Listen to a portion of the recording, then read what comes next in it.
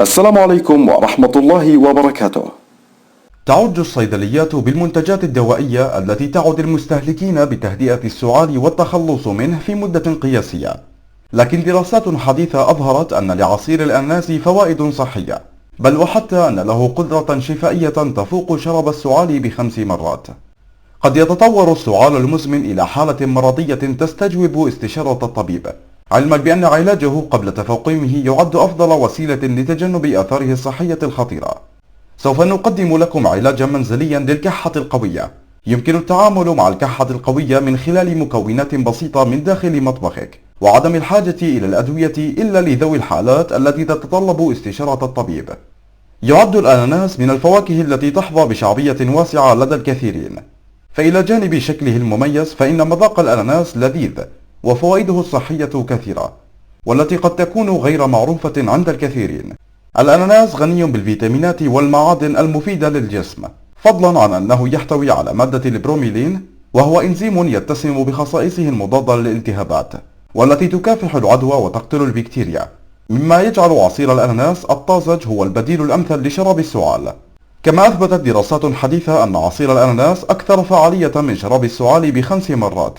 وبلغة الأرقام فإن كوبا من عصير الأناناس يحتوي على حوالي 50% من الاحتياجات اليومية لفيتامين سي، كما أن 100 جرام من الأناناس تحتوي على ما يعادل 13 ملغ من الكالسيوم و12 ملغ من المغنيسيوم، وهي من المعادن الضرورية للجسم، وتفيد في تقوية العظام والأنسجة الضامة، فضلا عن أن المغنيسيوم يعزز امتصاص الكالسيوم ويقوي استقلاب الكربوهيدرات والدهون، ويزيد فعالية الأعصاب في الجسم. في الواقع أثبتت الدراسات أن إنزيم البروميلين الموجود في الأناناس يمتص مباشرة في الجسم، ما يجعله مؤثرا في الجسم دون الحاجة لهضمه. أما بالنسبة لمن يعانون من السعال الدائم وغير المبرر، فينصحهم خبراء الصحة بتناول عصير الأناناس، لأنه أرخص من شراب السعال، ولا يحتوي على مواد كيميائية ضارة، ويحتوي في الوقت ذاته على عناصر غذائية تساعد على التخلص من نزلات البرد. هذا ويخفف عصير الأناناس من التهاب الحلق، ويساعد على التخلص من تراكم المواد المخاطية الموجودة في الرئتين والجيوب الأنفية، والتي تسبب السعال والعطس وحدوث الالتهابات. وتوصل الباحثون إلى هذه الخصائص المفيدة لعصير الأناناس عبر دراسة حديثة أراد الباحثون من خلالها إيجاد مهدئ لسعال مرضى السل. وفي إطار الدراسة اكتشف الباحثون أن مزج عصير الأناناس الطبيعي مع الملح والفلفل والعسل يزيد لزوجة المواد المخاطية في الرئتين.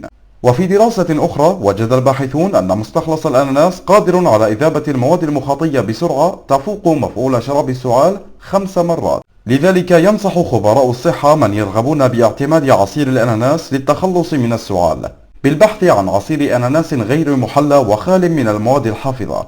وينصح أيضا بإضافة رشة ملح ورشة فلفل أسود إلى كوب من عصير الأناناس، وتناول ربع كوب منه 3 مرات في اليوم. مشاهدينا الكرام، هذا كان كل ما لدينا اليوم. شكرا لكم على المشاهدة، وإلى اللقاء، والسلام عليكم ورحمة الله وبركاته.